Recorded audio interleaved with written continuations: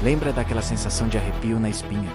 Daquele medo gostoso de se esconder debaixo das cobertas? Para muitos de nós, essa memória tem nome: Poltergeist. Aquele filme de 1982, dirigido por Tobe Hooper e produzido pelo mestre Steven Spielberg, não só nos aterrorizou, mas também marcou uma geração inteira.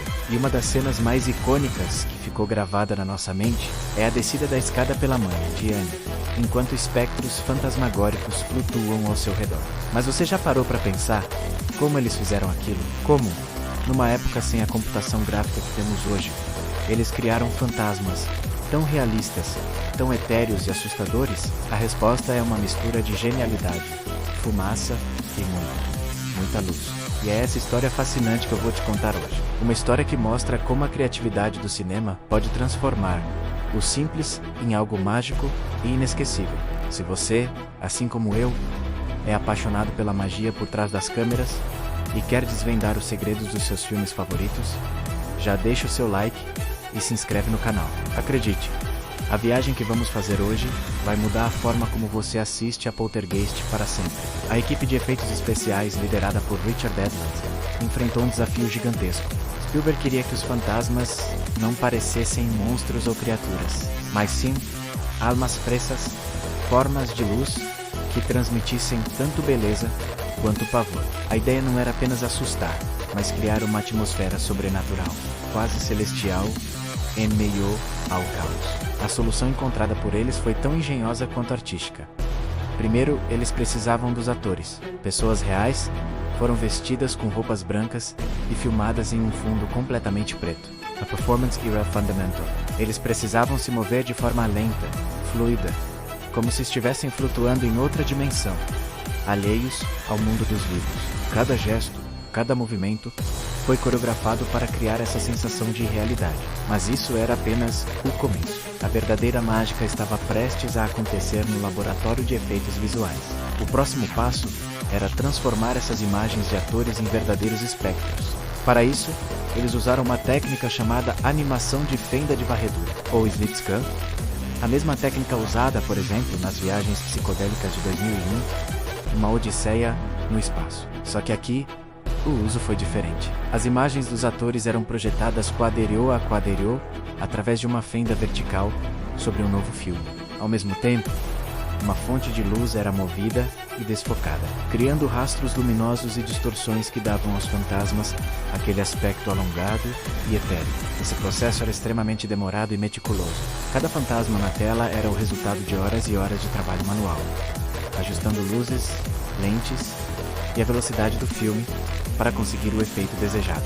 Eles estavam, literalmente, pintando com luz. Cada espectro era uma obra de arte única, uma composição de luz e sombra que ganhava vida própria. Mas ainda faltava um elemento crucial: a fumaça. Para integrar esses fantasmas ao cenário da casa, a equipe precisava de uma textura que os tornasse parte do ambiente. Foi aí que a genialidade apareceu de novo.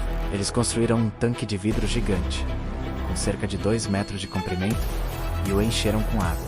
Dentro desse tanque, eles injetaram diferentes tipos de tinta e fumaça química, criando nuvens e redemoinhos que se moviam de forma orgânica e imprevisível. Usando uma câmera especial, eles filmaram essas formações em alta velocidade. Ao reproduzir essa filmagem em velocidade normal, os movimentos da fumaça se tornavam lentos e fantasmagóricos, imitando a textura de um espírito se materializando.